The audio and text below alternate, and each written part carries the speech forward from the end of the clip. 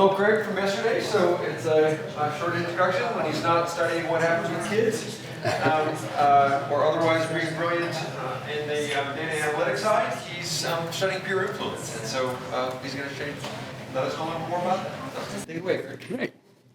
Well, day 2 is much more the methodsy day, right? So yesterday I talked a little bit about linking up your theory with data. And today I want to talk about strategies for analyzing peer effects. And sorry I couldn't make it earlier today, so maybe you've gotten a little bit of snippets here. I'm sort of relying on the unity of knowledge itself, that we're going to start to fill in parts and you're just going to see things that you've kind of seen again, and I'll try to touch on some things that I suspect that you've already heard a little bit from Tom and Sharik today. So first of all, what is peer influence? Certainly a lot of network research is concerned with the effect that relations have on attitudes and behaviors. That's clearly in the health world, one of the big issues here. So the idea is from everything from opinions to ideas to beliefs to tastes, that these things spread through interactions, and people negotiate and adjust to those people who are part of their peer networks. This can result in people coming together and forming greater agreements and more consensus, but it might not. It can also result in different kinds of clusters of behaviors and attitudes, opinions, beliefs, or even, as I talked about a little bit yesterday, balance theory would predict it might just always devolve into 2 oppositional groups with very different beliefs and, in fact, opposite beliefs and opposite behaviors. So the divide here between sort of diffusion research is blurry. So diffusion tends to have much larger data sets, and the thing that is sort of spreading through the network tends to be more of a little bit of something, maybe a virus, or maybe just a meme or something like this, right? So peer influence tends to scale this down a little bit, and in doing so, it affords the ability to add a little bit more detail into the nodes, and maybe even the thing that is spreading, and maybe even the way that people change the thing as they spread it, or how they reject it and other things. So there's a little bit more. The trade-off here is we kind of scale down the generalizability oftentimes, and we get a little bit more validity and a little bit more detail. But again, the line is blurry. So the basic model then is that attitudes and behaviors are a function of 2 main sources. One is your just basic intro sociology or social science, which is individual characteristics, gender, race, ethnicity, age, education, that these are the workhorse of social science, and the idea is that these things get ingrained in people, maybe through socialization, maybe early in life, maybe become a kind of personality or disposition to the world, and that is indeed something that maybe impacts what people believe and how they behave throughout their life. But the second part is the interpersonal dynamics that can happen. That is that actors consciously or unconsciously may start to adopt the attitudes and behaviors of their peers, and they may end up, infecting their peers with their attitudes and behaviors. And so this tends to be among people who are, when we say peers, we mean people who are generally at the same level, colleagues, friends tend to be what we're talking about here. So taking just one big step back again, social network analysis really has 2 key research goals. One is very descriptive, to just get it right, to get the networks right, to see them and describe them accurately, and to represent those social structures as accurately as possible. The second is to really explain the causes and the consequences of those structures. So, once again, this remarkable hooking up network, romantic relations, if you want to call it, in a high school, and from the ad health data. If we were to just look at these sort of more local vision of students in the school who had each had 2 sexual partners in the last year, we would have a vision like this. And we could model that as, with individual level characteristics. We could say, are these all people who are of a similar background, things like that. But when we add the structure to it, we see a very different picture, the interconnections among them.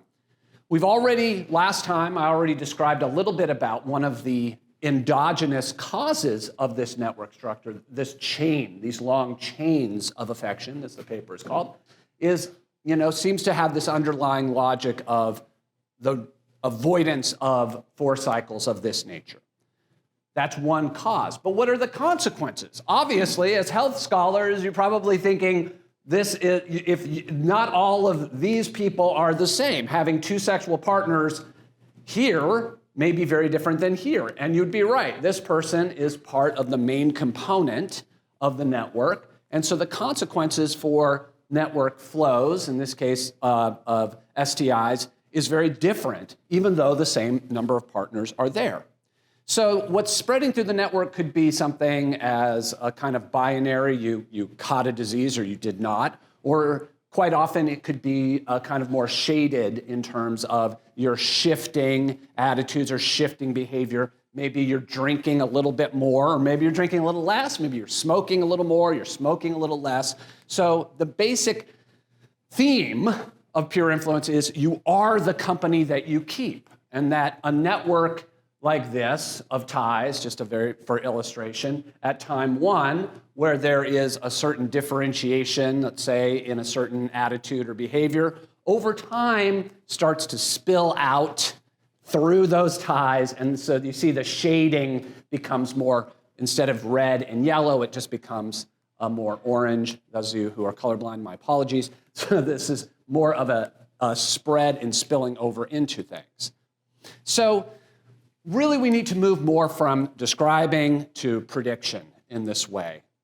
When we describe a network, a lot of the reason we're describing it is because there are important implications of those descriptive indicators for these kinds of flow processes. A very dense network has a lot more flow potential than a network that's divided into many components.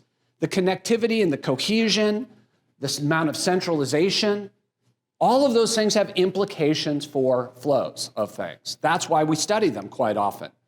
But measuring the actual flow, right, is something that in the history of networks, it came later because it's very difficult to do. It's hard enough to get network data and to visualize it and then to come up with these measures to describe it, but then to actually predict people's changes in attitudes and behaviors over time, and to be able to attribute that to a relational process, it blows my mind. It literally it's remarkable that we can even do anything like this. So you need to be able to, first of all, parse out a lot of the kinds of endogenous and exogenous alternative explanations that might be going on. Homophily, is it that people really are influencing each other, or people who just smoke a lot tend to hang out together, right? Is it really a peer influence process, or just things being exchanged and traded, right? And that you're not seeing the whole process. Triadic closure, preferential attachment, are people who are just more popular, are they the people who elicit a behavior more, right? It's not that it's spreading necessarily. So there are lots of alternate explanations that are also network explanations that aren't peer influence. So you can have all kinds of things that make it look like things are spreading, broadcast effects, right? That if all of the students in a classroom are watching the same shows that are outside, and then maybe they're picking up on a certain behavior, it may not be spreading because of them, it's spreading because they're all mutually oriented towards something outside of the network, and they're picking up on it, and it looks like it's spreading. That's messed up. You can even think about ways that exogenous things can really, really mess with your mind. John Levy Martin, the University of Chicago, used this example with me.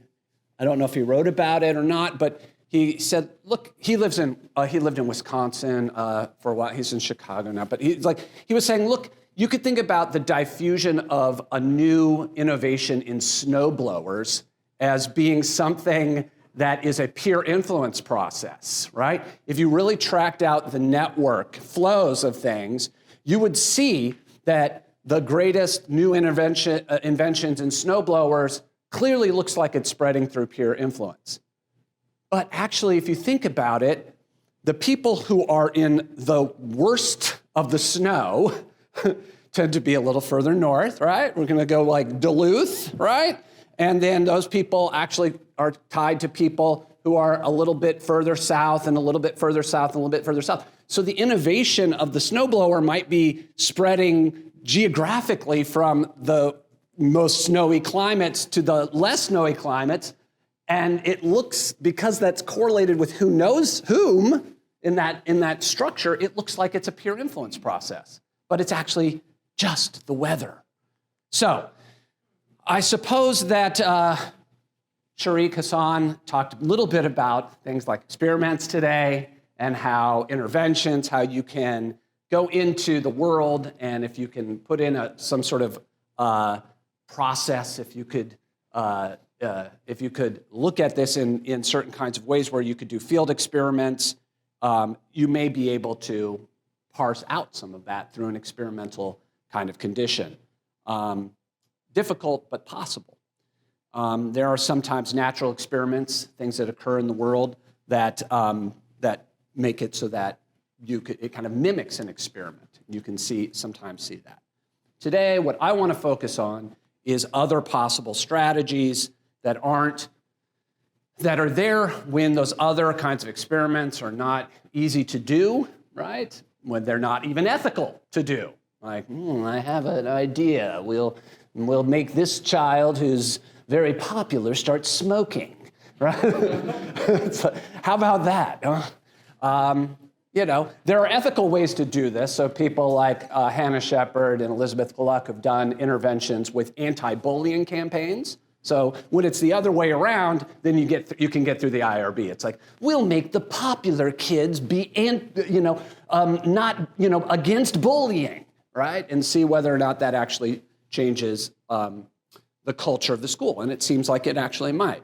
So the three I want to focus on today are dyadic models, right? Maybe you don't need an experiment. Maybe you don't need something super fancy, but you can, especially in certain kinds of, knowing something about what you're studying is important here, but you always want to do robustness checks in that case. You always want to see whether or not what you're saying may not be right. The second is stochastic act-oriented models, also the Siena model. David Schaefer will be talking about these things a bit in the morning, tomorrow morning. Yes, David? Oh, afternoon. Okay, tomorrow afternoon. Tom, did you talk about Siena at all, or no? Okay, I'll touch upon it in a high-level way, right? So the purpose of this talk is more like strategizing around which of these alternatives might be good for you and your data. And I will linger a little bit more on this last one, which is social influence network theory, which was really developed by Noah Friedkin, who was one of my dissertation advisors. And I've used this model, and I think it has a lot of potential. Feel free to raise your hand, interrupt anytime. I'll move fast, break things. Okay. So if the process is entirely dyadic, then you probably don't, you could do something simple, right? I've studied speed dating, and where basically you're just trying to see whether or not people click in a speed date. You have 4 minutes, and so there's nobody else there really in the date. So you can really use a kind of dyadic model there, in which case we're really trying to predict kind of tie formation, like when do people feel a sense of connection with the other person. You could do other things where if you're looking at the dyad level of it could be as simple as a dyadic regression. Mostly, network scholars want to build in a lot of structure around that dyad, at least triads. I'm a big fan of the triad, as you now know, right? Multiple triadic relations that could happen. Larger structural formations might be possible. Oftentimes, you can estimate things as a dyad model, and then you can use your substantive understanding of the process to try to disprove yourself. Or you could estimate it in a bunch of different ways. So let's take the example of the Framingham Heart Study, which was then studied by Christakis and Fowler in terms of the spread of obesity through peer influence. And they had 30 years of data in this one town in Massachusetts, I believe, and looking at how over this period of time, looking at how some people's health, and in this case their weight, how much did it sort of have an autocorrelation with the weights of their peers and their spouses and others, which I'll go into. A kind of cute little movie that was made about it. I'll show you like a dynamic model of this.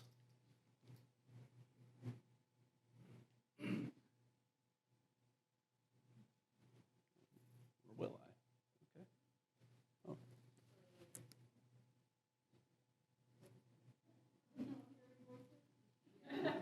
Sorry.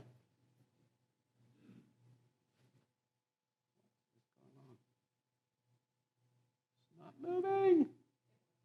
It will. Oh, has this happened already today? No, I know this video. It'll start. Oh, you know this video. Okay.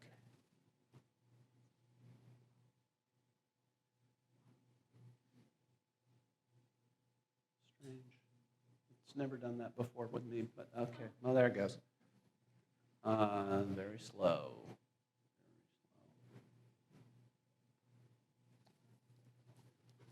The volume is down over here.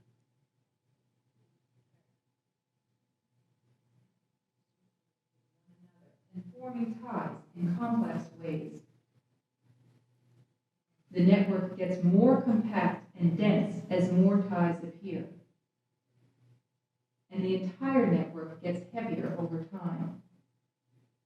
Quantitative analyses demonstrate a tendency for obese people and non-obese people to form clusters within the network, so that by the end of the study, this clustering can be discerned as in the densely interconnected clusters of obese persons here, and the non-obese persons here. The prevalence of obesity appears lower at the periphery of the network as compared with the center. I haven't watched that in a while. That's actually really interesting. I forgot the part about this, the sort of embeddedness in the network structure itself. Actually, doing a very different study about people's changing beliefs around sexuality and the Bible that is actually remarkably similar. How much it depends on one's centrality in the network. So, as Jim mentioned in the very first introduction to the workshop, this study had a huge impact, and one of the impacts it had was to really piss off economists and to make people think they can't do that, they can't get away with that. And basically an entire cottage industry arose around trying to knock this study down, right? And I remember it well because I was like, I really love this study. I was a postdoc. I was like, I'm going to do that, but I'm going to do it, and I'll show you in a minute, with collaboration networks and people's ideas around and sort of thinking about the sociology of science. And I got taken down in the whole fray of this by many a reviewer. Well, that's not all that Christakis and Fowler did. They used their heads and they said, well, let's try to disprove ourselves, right? We're not just going to say this, but like if it is really about peer influence networks, then what about people who live next door to each other, right?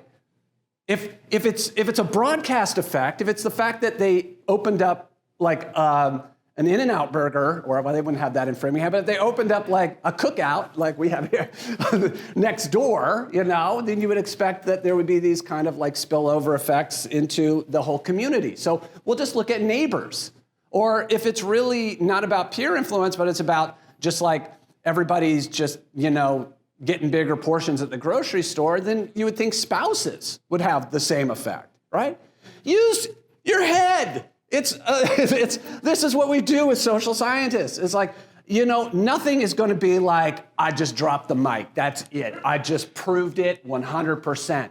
We deal with the reasonable alternate explanations, and then we try to knock them down. And if we can't, then we say that we might be wrong. That's called science. So I think that they did a very good job of thinking about social distance and geographic distance and showing that it is much more the case that the social distance matters a lot more than the geographic distance. And in fact, it found that basically people who had been friends but then moved to different states, right? That the effect was stronger among those than it was among neighbors. Well, what else is going on there if it's not something about peer influence? Well, we could think about lots of different things. So you could look at the different types of ties. You can see mutual friend is the strongest effect here. You can see that something like opposite sex friend is not, right? So that these seems to be really operating through a kind of social comparison process. So what are some other possibilities here? Well, like I said, I tried to pick up on this with work I was doing as a postdoc at Stanford, and we were looking at networks, collaboration networks among Stanford faculty. And at that time, Stanford had invested about $1 billion in multidisciplinary research initiatives, building these huge buildings for genetics and environmental science. And we were looking at the networks of collaboration, right? And various ties of collaboration, and trying to see whether or not people were learning from each other. They were becoming, let's say, were influencing each other's ideas or influencing their behaviors. Like if I write a grant with Jim, who is an excellent grant writer, and a very prolific one, right? Will that spill over to me and make me a little bit better grant writer, or will it just make me write more grants? Things like that, right? Is there actually an effect of this? Or is it all selection? Or is it the fact that we're connected to the same kinds of external resources, and that the external the trough is just getting bigger and we're just feeding from it together? There are all kinds of alternative possibilities.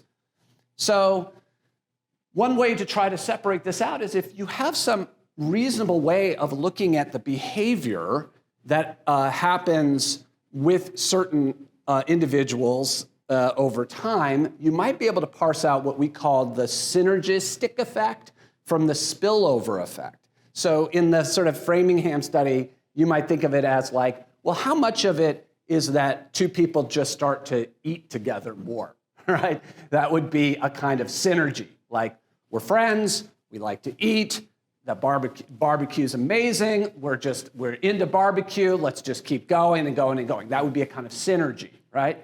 That's still a kind of influence. Sounds good, right? It was amazing, wasn't it? So that would be a kind of influence, but it's a kind of influence that's really within the dyad, within the relationship of a synergy.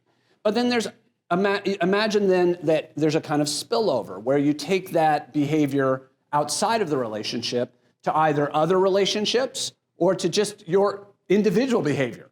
Say that we were able to measure that. I imagine, as a health scholar, this is something that maybe data actually exist on, and that or there are ways to collect it, to see like food diaries and things like that, see where people are eating, who they're eating with.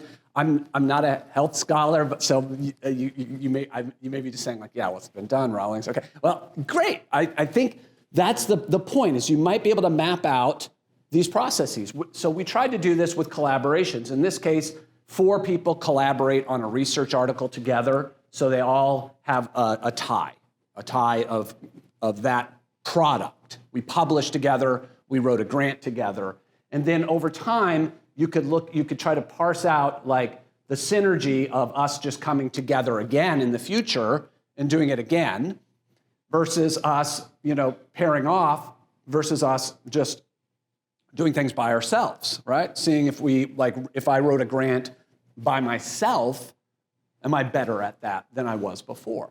And so we tried to parse this out, imperfectly, of course, but what we basically found was that certain types of ties seem to be better at generating that kind of spillover effect, right? So that there was a kind of elective affinity of the tie to the thing that's being transferred. In other words, if I'm on a dissertation committee with Jim, it's not going to make me a better grant writer.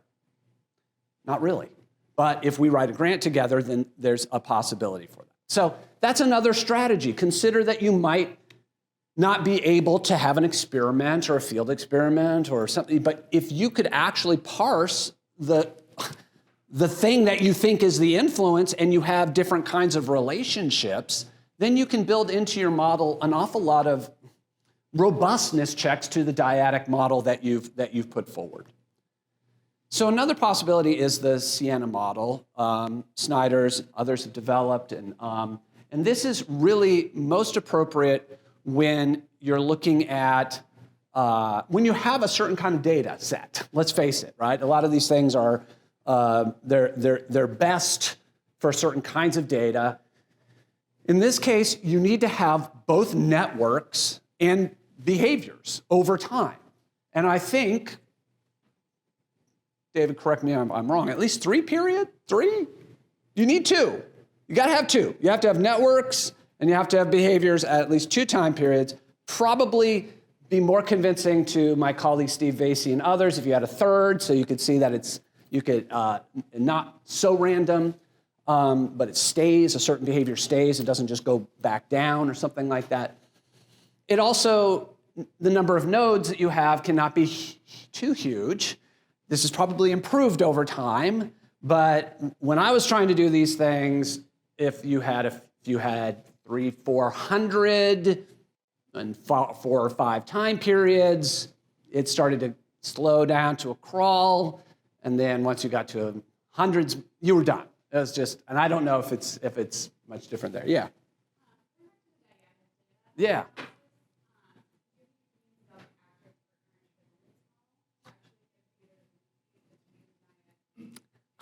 I love that model. No, it does, but it's not really. So actually, I was very tempted to put the speed dating study in here because we used that model, but the reason I didn't is because we were predicting a tie, and the peer influence is more about predicting behaviors and attitudes and changes, and not ties. So tie prediction is more about ergums and other things like that. But the actor-partner interaction stuff is so interesting, and we used it in the speed dating study because we were able to see that there are some things in a speed date that a man does that makes him think that the woman likes him.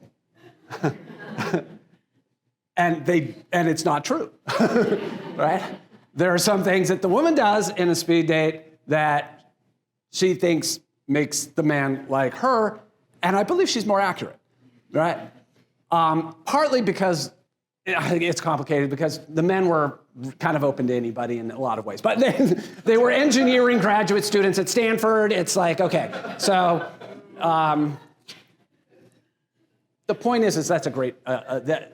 I highly recommend the Kenny Cashian cookbook on dyadic models and estimating those as well. That you can see the cool thing about that model is you can do these cross interactions on things where you're basically saying, in this case, there are things that I do that maybe make you like me, but I don't think that they make you like me. Wow, that's really interesting, right? So it's a good point. Yeah. Follow-up question of the API. Yes. So if you were to ask someone to name 3 of their partners and then about sexual partners, and then you recruited those 3 partners into the study, would you still use an API for that, even though you have multiple individuals showing up with different dyads? Yeah. Oh yeah, sorry. So the question was, if in the speed date study, right? We had individual I and J, right? But we also had, it's a speed date. So actually, in this case, J was the man and was moving around and went on many. They all went on many speed dates, but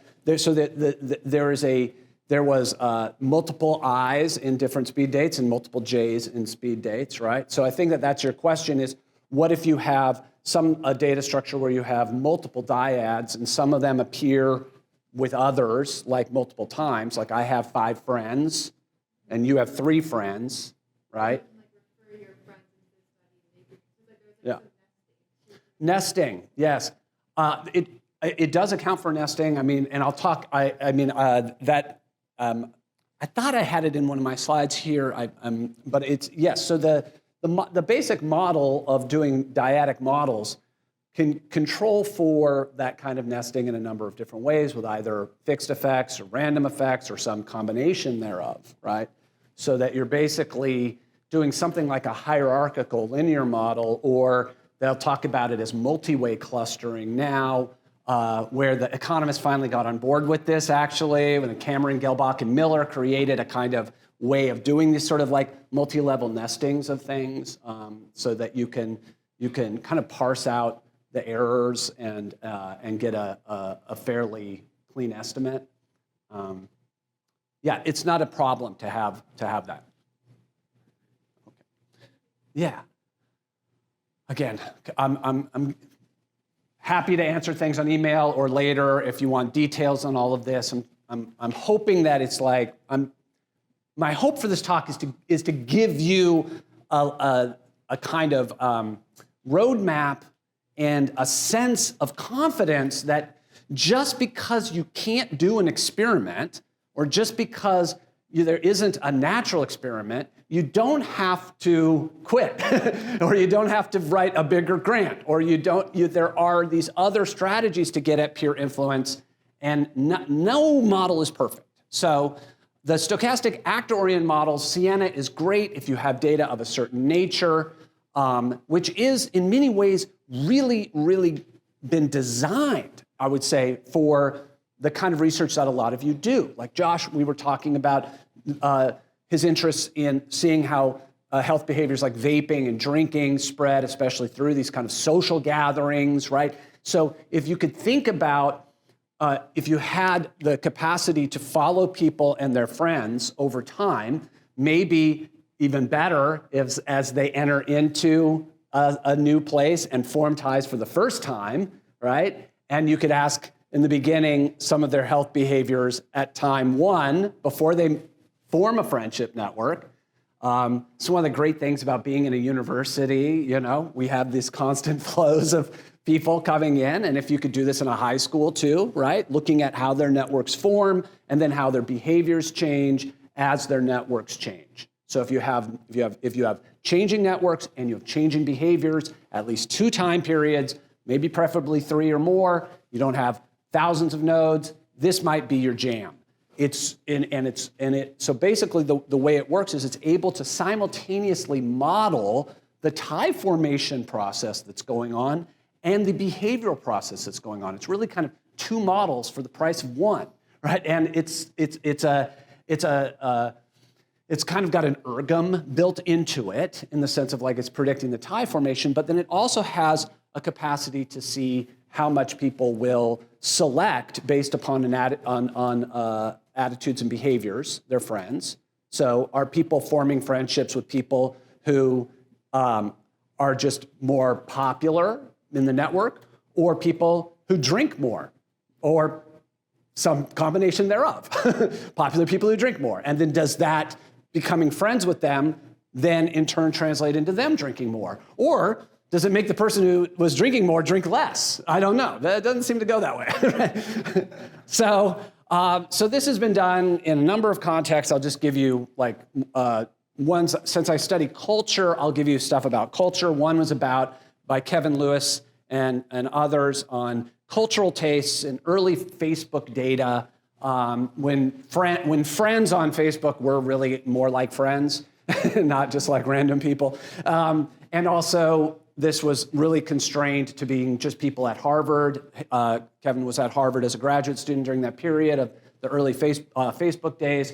So this is like Facebook days among of Harvard students as they formed friendships on Facebook, but also then as they would post their preferences for books and movies and television shows and things like that, and then seeing how people would change, how the network changed and how their tastes changed over the same period of time. Back also when, if you like put on your Facebook page that you loved, like Beyonce, it meant something and people would notice it. It was like really upfront more in terms of your profile back then. And so one of the things about the Siena model is it's kind of more like, and maybe this has also changed a bit, but it's generally one where it's like the behavior is more of a quantity of something. It's like the number of cigarettes you smoke, or the number of times you binge drink in a week. So it's a kind of not generally an ordinal level variable, and sometimes a higher level variable. I'm sure it's now extended to continuous variables as well. But at the time of this, it was really limited to being much more of a count. So how many of these kinds of taste clusters did each of the students invest in? So how many artists who were in the pop cluster did I like on my Facebook page? How many of the hip hop R&B artists did I like on my Facebook page? And then looking at how the network it might be the case that people who like the same kinds of music and shows and books and things are more likely to form friendships together. And then it may be that tastes might spread through those over time. So that's how they use this model, and they basically are able to pull apart this selection and from the influence component. So the selection component, and also they could control for the endogenous tie formation processes, the triadic closure, homophily, racial homophily. So all of those stalwart kinds of sociological variables about race and gender, shared residence, right? Whether they lived in the same residence hall, and were from the same region. And so that's part of the tie selection, right? And then in the influence part, you could see if over time people were becoming more invested in certain kinds of clusters of tastes. And interestingly, they did not find much influence at all, actually, in this case. They did find it with classical music and jazz, but the others not so much. Oh, interesting. At least they were intellectually honest about it. In my own work with McFarland as a postdoc, we also tried to do something like this, where we looked at new faculty as they came in. They were hired after 1993. So we were looking at the networks that formed among new faculty, just like entering class. And we looked at their keywords in the articles that they published before and after they collaborated with one another. Before and after they wrote a grant, or they co-authored an article, or sat on the same dissertation committee, and we did the same kind of thing. So it's a kind of like an earlier version of me, less bearded, more haired, collaborating with Dan, a much younger version of Dan, over time, looking at the keywords in certain kinds of areas that we shared in common before and after, and then comparing that to kind of a counterfactual, which is someone who came in at the same time, but who I didn't collaborate with, to try to get at a little bit of that purchase of like, well, maybe these are just broadcast effects. Maybe these keywords are just, like Jim showed on the first day, like networks just started to boom at this time. And so if people are starting to put networks in their keywords in their publications, it doesn't necessarily mean at all that they've influenced each other, right?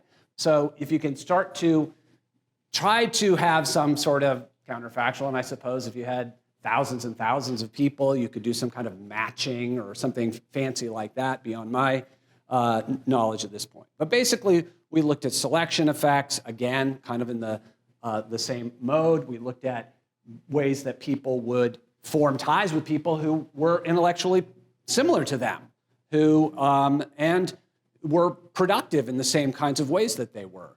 And then we looked at influence in terms of changes in the keyword domains that people in their publications before and after collaborating. So, and we found some very interesting effects of, again, we tried to net out the things that were driving the tie formation from the influence process, and we looked at the influence itself and found some interesting things. Only in medicine did we find that that there was, among people who had no collaboration, did we see evidence of a kind of influence process that was going on. In terms of co-authorship ties, we found very strong differences, and we found that the social sciences were the place where the most influence seemed to happen, and seemed to happen most strongly through co-authorship ties rather than other kinds of things. So again, it's kind of that Christakis and Fowler idea. It's like, well, if it's just a broadcast effect, then you would see this in dissertation ties, you'd see it in others. So again, it's critical thinking at the heart of a lot of this, right? So I think that I sort of rail against the idea that we can rest on a model or some kind of estimation or identification strategy, and that's going to do the work for us. The work is always analytical.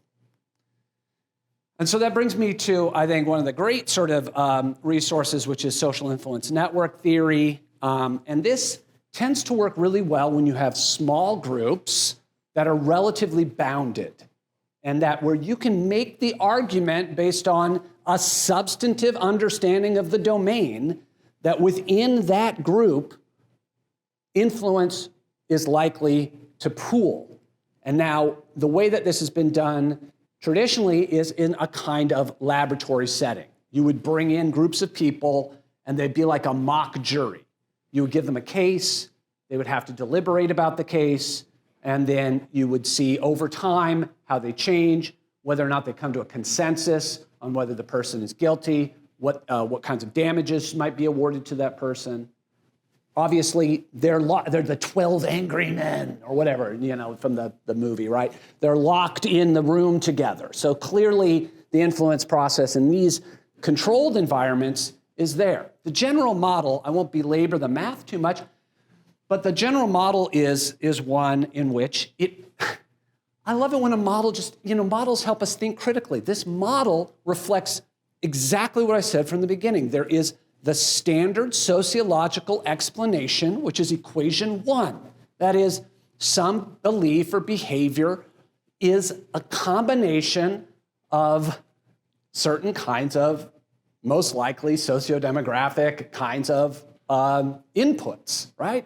So that the X matrix here is a kind of set of characteristics of an individual, and that determines whether or not they smoke, whether or not they drink, whether or not they believe something, whether they like music. But then the equation 2 is really where we start to see the social influence process happening. And it says, look, people are not entirely dispositional.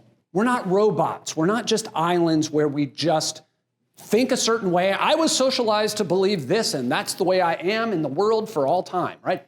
And we're not entirely susceptible to influence necessarily, right? And we vary on that, on issues, and we vary on that as individuals. And so the model basically captures the influence process as a convex combination of all of the others who, in this case, I'd say are the peers that are there that I attribute some kind of influence to. That if I listen to you, if I only listen to Jim, right, and nobody else, I don't even listen to myself. I just give Jim a 1, and and everybody else is a 0 in the W matrix. My weight is on that person, right? And if everybody in our group had that, we would be a cult, right? Yeah, I don't know. Cult leaders have a lot of problems, I can tell you, because they have to keep that influence from happening among everybody else. So we talk about all of the problems of trying to keep all of your followers from actually listening to each other at all.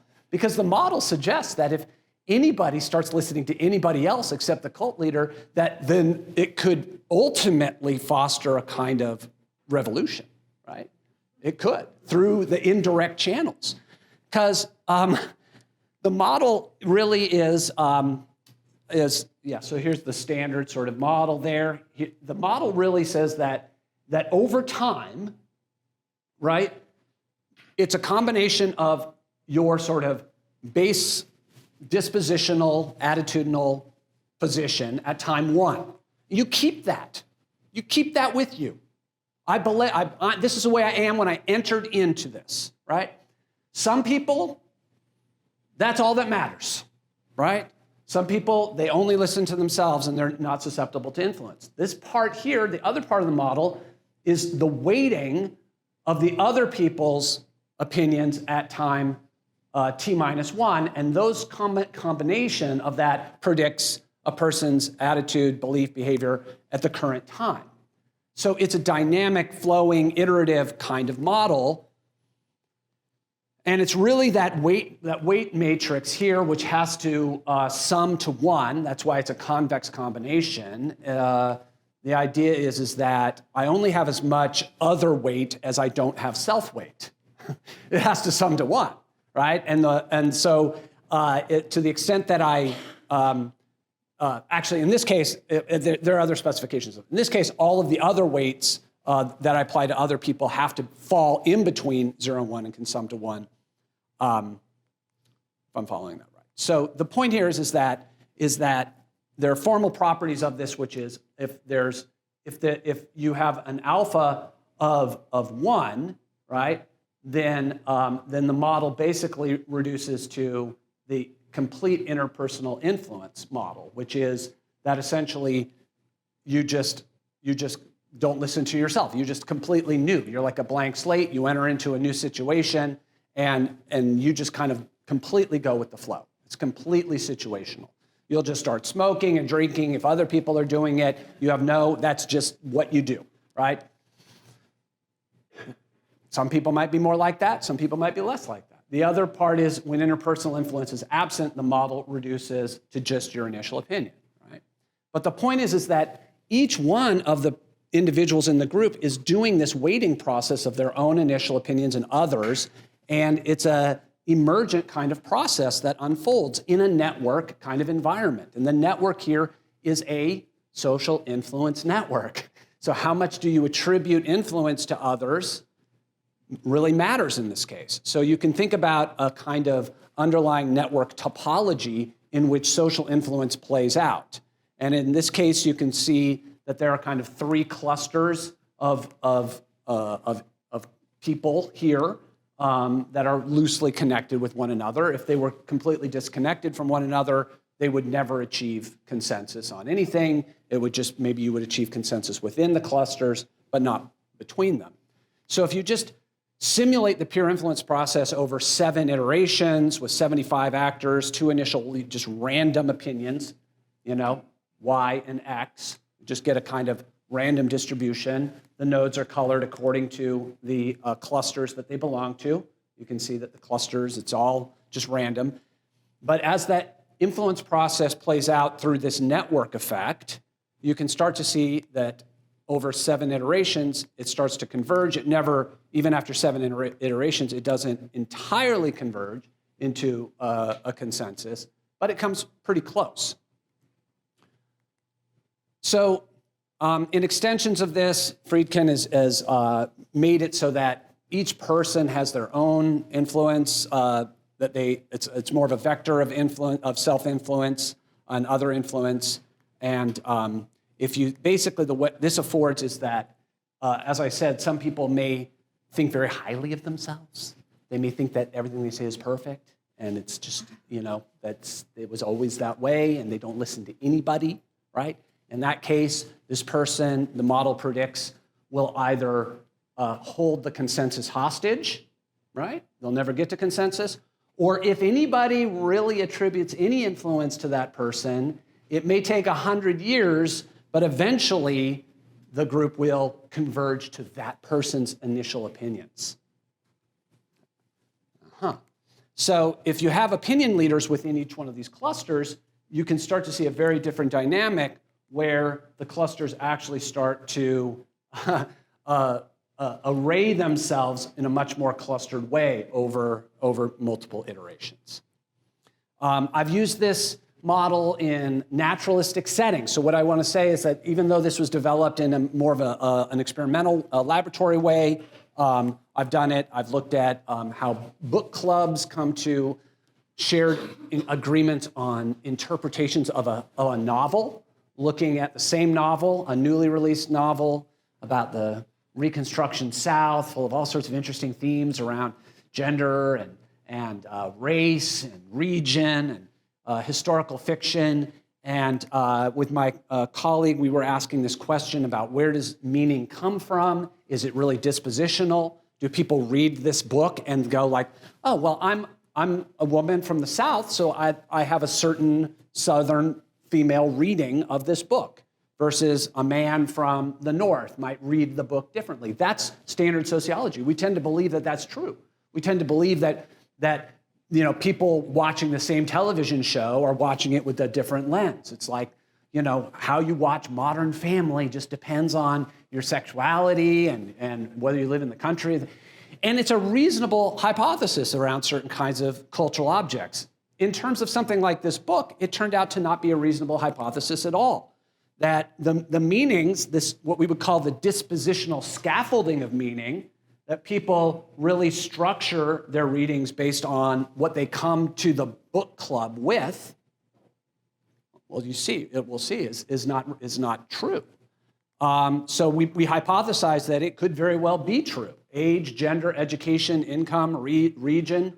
We would think that would really impact the time one. So before they ever discussed the book, we had them answer questions, in-depth questions about what the book was about and who was guilty and all of this. So we got a really rich, did a factor analysis and really looked at were there differences in terms of people's initial opinions on the book. And the other is much more of this channeling, the way that peer influence could operate within this book club, within the book club. So we then, after we recorded all of the book club discussions, and I listened to at least 30 or 40 hours of people drinking wine and talking about this book and getting successively drunk, and it was fun. And basically, the point is that we then asked them afterward, who influenced your opinion about this book? Like, who were the people in this? How much did you listen to yourself and your initial opinions on this book, and how much did you listen to person X, person Y, person Z in the book club in this? And we basically then estimated the Friedkin-Johnson peer influence model, and as a way of trying to come to this view that actually influence and dispositions can be catalysts for each other. That is, that the interactional thing that goes on, the influence, can help to bring out sort of dispositional qualities about people. And because these book clubs are highly homophilous, that is, that they tend to be groups of people who are of similar age, similar gender, same region, right? That a lot of the things that we think of as being more dispositional are probably the artifacts of ongoing interactional relational processes that are happening in small groups like this group. And so, indeed, that's what we found. We found that ultimately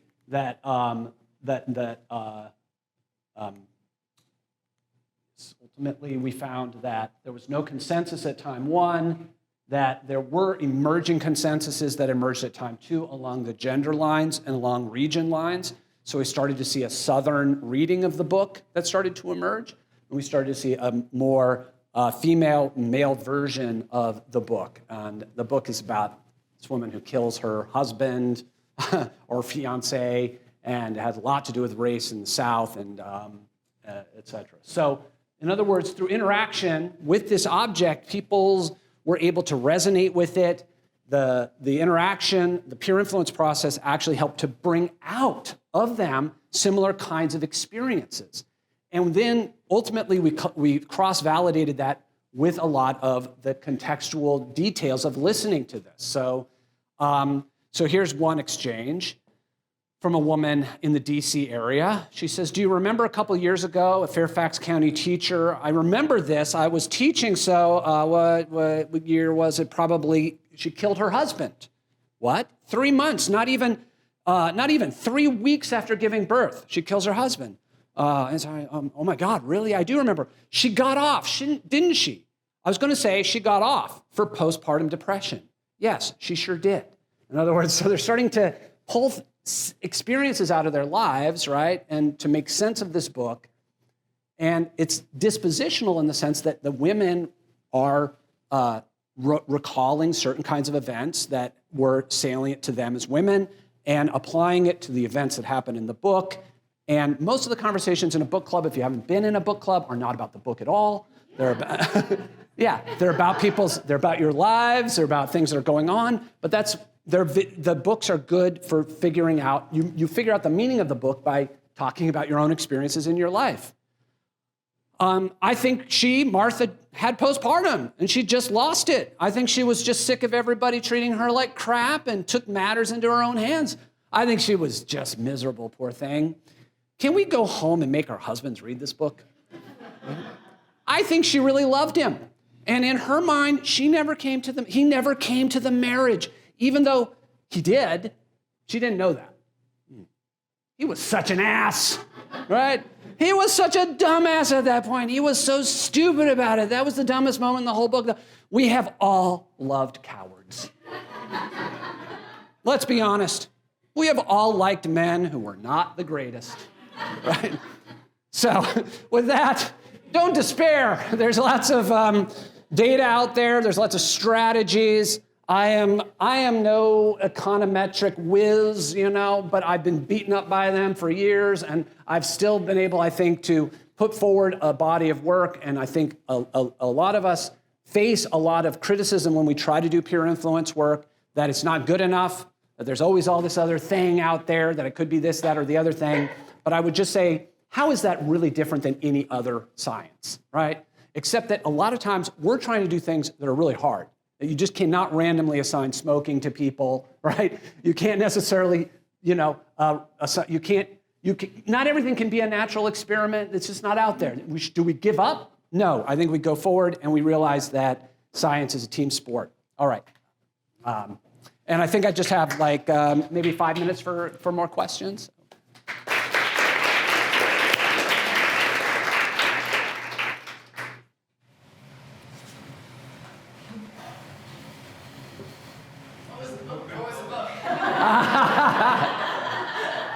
It was called Jarrettsville.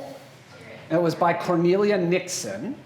She is a fairly well-known author, and my co-author, Clayton, got in touch with the publisher and said, is there somebody out there who's almost done with a book, right? Almost done, getting in the process of, getting through things that might be, or maybe it wasn't even almost done, was maybe in the middle of the process, right? He wrote a remarkable book about this called Under the Cover, where he follows the creation of Jarrettsville from the publisher to the publication to the reception of the book. And it won the Best Culture Book Award in the American Sociological Association. And we've gotten a couple interesting publications out of it as well. So it's not a great book. Oh, no. Under the cover or Jarrett? Under the Cover is a great book. Jarrettsville is one of the things about Jarrettsville that's interesting is it's even from its point in with the publishers, everybody was worried that it was going to be misread as a romance, and so they tried to change the book so that it wouldn't be misread as a romance, and people still misread it as a romance because it's a very messed up romance where somebody kills their fiance in the first chapter. So if you're expecting that genre and that's what happens, you're not going to really love this book. I think anyone who reads it from this point forward is expecting murder to be the main plot. All right, yes. Sorry. No. Do you have any documents or any kind of material that could show us different analytic methods that we could use for each of the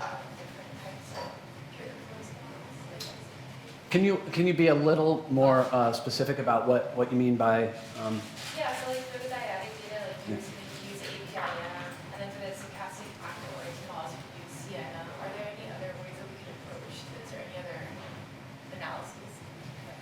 So dyadic models, it may be, I would recommend the Kenny, Cashy, and Cook for a number of different kind of dyadic frameworks for this. Then for the Sienna models or the stochastic actor-oriented models, that is really mostly Snyder's work, and is there's a kind of whole industry around that. And again, Dr. Schaefer will be talking more about that tomorrow. And then for the peer influence stuff, the social influence network theory, you can follow up on, there's several really good sources for thinking about estimating it, different models. If you email me, I can send you some of those references. But also, if you just look to the work of Friedkin and Johnson, and they wrote a book called Social Influence Network Theory. It came out about 10 years ago, and that's a great place to start as well. Yeah, of course. No. Yes. So this last slide that you had was, the portion was like so cool, just cracking up what's on to each other. Yeah. And it kind of made me think about how people's ideas may change based on, so you talked about kind of how people are aligned based on their characteristics, and how they adapt attitudes to their behaviors as characteristics. But did you capture any changes in opinions or ideas around something from people who maybe weren't similar? Oh yeah, for sure. So that's a great question. So the in many ways, the influence process happens within the book clubs, right? And it's not actually so much that people within the book clubs were only listening to people like themselves. So I could have made that a little clearer. So within the book clubs, the influence process is pretty spread out, right? So, and they listen to people based on their sort of what we would call status and expectations around what they know about this kind of book. So in this case, in some of the book clubs, they're like, well, that weren't in the South, they'd say something like, well, this person grew up in the South, right? So I'm going to listen to them, right? So they attribute influence to them. So people who, so the reason though that you see the effects pool like this is a combination of things. One, the book clubs are highly segregated along, we didn't have racial heterogeneity in these book clubs because we couldn't find book clubs in African American communities or Latino communities where it felt like through our connections that they would have read a book like this, right? Like you wouldn't want to, that would be an unnatural setting. So we, like, here, read a book about the white people in the South killing each other, and and I think, Clayton approached one book club, we just kind of, that's not our thing, right? So I think that the book clubs being these naturally occurring foci, right, in which people, that's the issue. The issue isn't that people are not listening to people who are different than them, it's that they're not interacting with people who are different than them.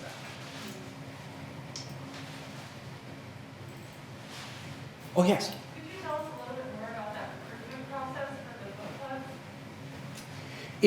It was really just a snowball sample, right? Just referring people, through friends, through friendship networks, through social media, trying to find people who would read this sort of book, right?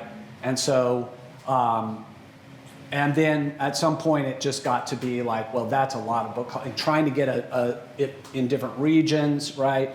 But also facing the limitations, which is that we only could find like one book club that was more men than women, right? So most of these are, it's just the nature of the clubs, right? Yeah. Thanks, Craig. Thank you so much.